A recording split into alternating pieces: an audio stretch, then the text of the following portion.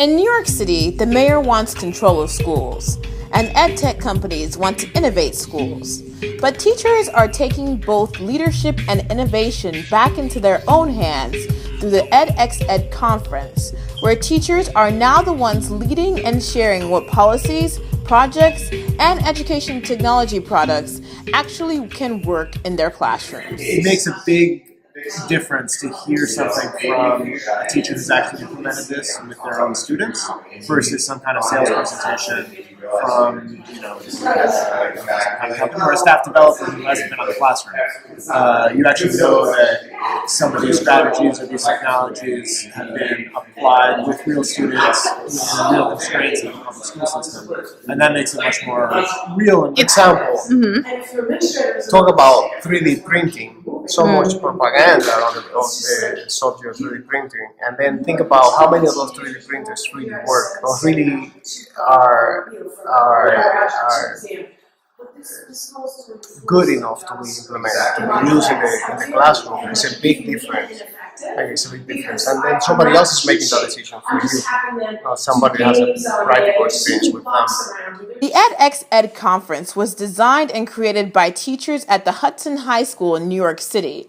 Modeled after the EduCon conference in Philadelphia, they sought to bring up teachers and student voices in a conversational platform for educators and students to share what works and get feedback for development. I think that the teachers, just the fact that they build this and they create workshops. I mean, as we were upstairs listening to those lightning rounds, we were getting ideas for things that we're going to teach. And, being a teacher, I remember being a teacher. It's one of the greatest joys of my life. And, you do things, and sometimes you do great things, and 5 years later you forget you had done that, and it's just an opportunity for people to share their work and get feedback from their colleagues. And as far as kids are concerned, whenever we have a challenge here at Hudson, we always bring the kids in.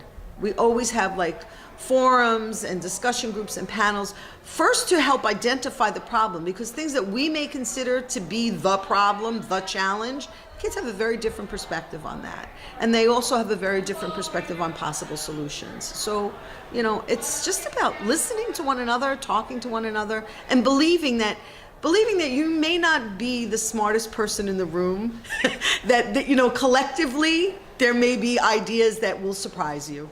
This return to instructor-centered innovation comes at a time when education technology investments are dwindling, as fewer and fewer of the products designed actually make it into the classroom, returning to the students, teachers, and principals who take on only what's necessary with their limited budgets might be the only way to truly change the way we teach and learn. It's really, teachers are a rich resource in trying to figure out what is best in education. Not that there's one answer to that question. There are multiple answers because challenges are, complex.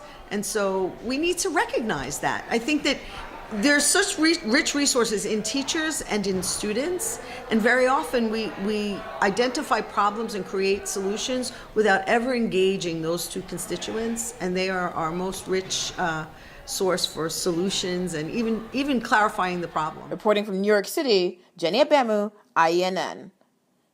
And for more teacher-to-teacher development, check out the IENN Global Education Exchange, where teachers can sell digital products and designs with other teachers around the world.